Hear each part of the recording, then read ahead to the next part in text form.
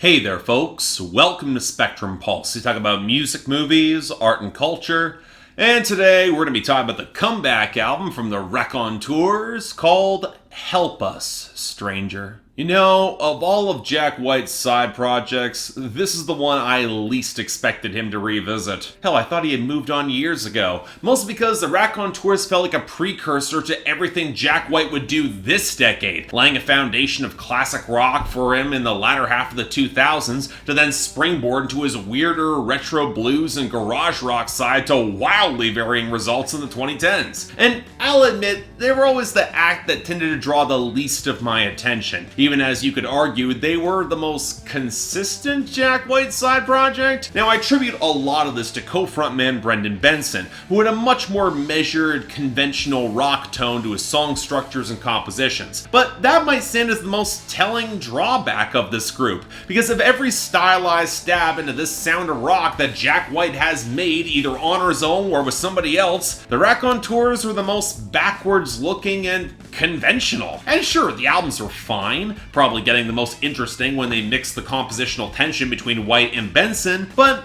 they were also projects that didn't really add all that much great or boundary pushing in rock in comparison with a project like Blunderbuss or even Boarding House Reach, an album that I am mixed on to this day, but it at least was taking some chances for Jack White. And I bring up Boarding House Reach because it's hard not to feel like the rather mixed reception or even backlash to that project, it might have prompted Jack White to reunite with Benson. Hell, it's been teased for a long time, but if you wanted an easy way to please an increasingly unpleasable audience, a new album from the Raconteurs over 10 years since Consolers of the Lonely, that would probably help, but at the same time, I had really low expectations. The songs are probably going to be fine, but firmly indebted to classic rock or AM rock or hard rock or blues, and nothing all that great or challenging, but hey, I'm open to being wrong. So what do we get from Help Us, Stranger? Well, honestly, if I was going to use this opportunity to talk about the nostalgia dollar that Jack White has repeatedly cashed in over and over,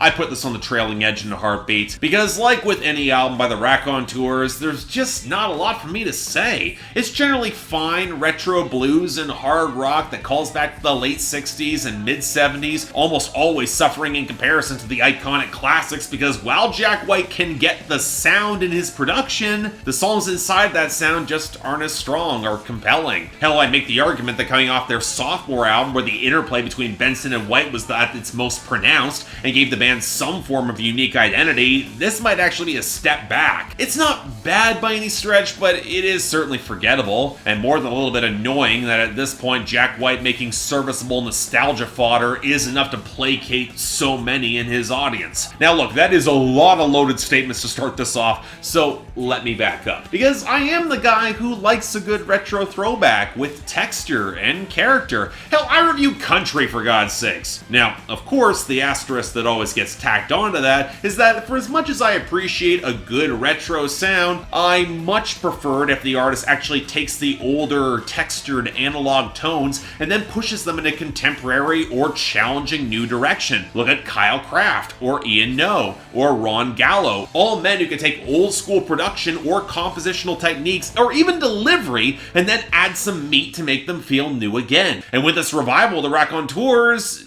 you can't tell me they're really doing that, especially in the songwriting and lyrics. I think if we're all being honest by now, Jack White has never been a strong lyricist, and on this album, as much as ever, you get a lot of the same preening, posturing, and blues imitations that don't really have the guts to punch any higher or bring a lot of introspection. And this was an issue I highlighted way back when I reviewed Lazaretto, where our album's protagonist is more content to be passive, to brood and smolder and rely upon that antisocial magnetism to draw attention, and it's already lost a ton of luster for me. Take Don't Bother Me, one of the few songs here that actually try to get the push-pull out of White and Benson working in the composition, and it's a kiss-off where they call out some preening, apathetic poser, but it's also hard not to look at songs like Bored and Razed, and Some Days I Don't Feel Like Trying, and note some of the hypocrisy there, especially as the second song desperately tries to pile up the outro in order to offset that assumption, and that's not even getting to attempts to be kind of topical, like the closer, Thoughts and Prayers, which seems to be more apt to wallow in its own nihilism rather than actually take a chance with that kiss-off. But then again, when the first song emphasizes how he's avoiding both left and right, you realize this project's not about to take much of a chance on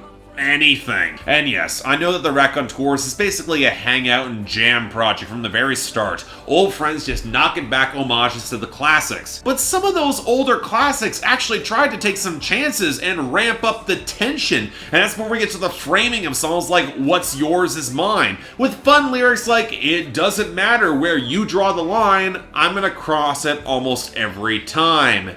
Yeah, classy. But alright, fine. I'll concede the Raconteurs, they've never tried to be all that lyrical. Let's forget about that. And if you're just looking at the straightforward rock formula, this can be easy enough to like if you just tune into the guitar work. And that interplay combined with the vocal harmonies, it's probably the best part of the album. It's well produced, it's crunchy, there's depth to it, and the keyboard embellishments, they rarely feel like they get in the way. And some of the organs, they actually sound pretty nice. I do question why they covered Hey Gyp Dig the Slowness, complete with the lo-fi vocal filters in order to highlight exactly how close they're trying to make the cover sound, but that's the second thing that irks me about this project. There are more references to other songs and bands here than moments that stand uniquely alone. The most blatant example is Don't Shine the Light on Me, which is trying so damn hard to be a Queen and Beatles hybrid, it's not even funny, but it's also really all over the project and how they're trying to slip itself into a higher canon of 70s classic rock material on texture and reference alone. Not an explicit copycat, but close enough to flip that recognizable shift in the audience with only a few steps removed from what Greta Van Fleet will do. Only a little bit better because there's a little bit more muscle and it feels tonally coherent within the individual songs. And Benson and White can both kind of sing their asses off. I will give them credit there. And again, it's not saying that there aren't songs I like. As much as they kind of annoy me lyrically, there's some crunch to Bored and Razed, and I do like how much they let the fiddle saw away frantically on Thoughts and Prayers. It's a better closer than I expected. Hell, Sunday Driver, it's dumb fun, but it's got a certain meat and potatoes to it. It's a solid tune, and it's very obvious why it and Now That You're Gone were chosen as the early single release last year, now tacked on with a Donovan cover in order to pad out the runtime. Of course, the larger annoyance for me is that for as much as Jack White wants to pull upon blues and almost even points funk like on the title track, I really wish he'd give the bass an interesting melody for some punchier interplay, or really even just something more to do. It's almost mixed into the kick drum or the rhythm guitar at some point,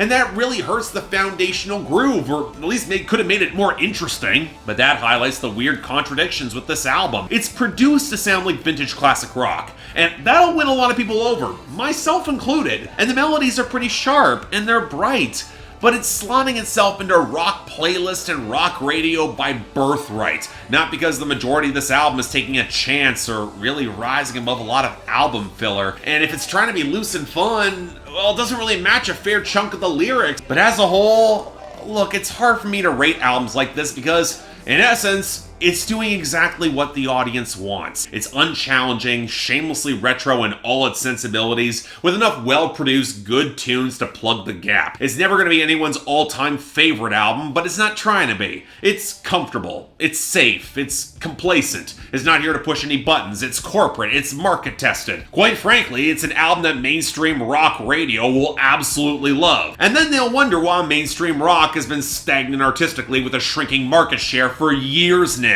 And if you're about to protest any of this, even coming from rock, let me say this. If Help Us Stranger had been released by any other no-name act, this would probably have been discarded and forgotten on its very first listen. It's here because it's Jack White, it's because the Raconteurs is making a comeback, and deep down, I think y'all know that. But for me, yeah, this band has never done a ton for me, but this is less than most. 5 out of 10 for the fans only. And as for Jack White, look, he says he doesn't want to be bothered. I'm okay obliging that at this point. I've been disappointed a number of times. As long as he does the same to the rest of us. Or, comes back trying. So yeah, thanks a lot for watching. If you'd like to like and subscribe, I'd be more than grateful. I actually had more to say on this than I thought I would, really, because there isn't a ton to say. But hey, if you want to buy or stream it, links down there below. Polls up there for y'all to tell me how wrong I am, because I know there's going to be some diehard Jack White and Raconteurs fans who are going to be annoyed when I put this review out. But hey, guys, come on.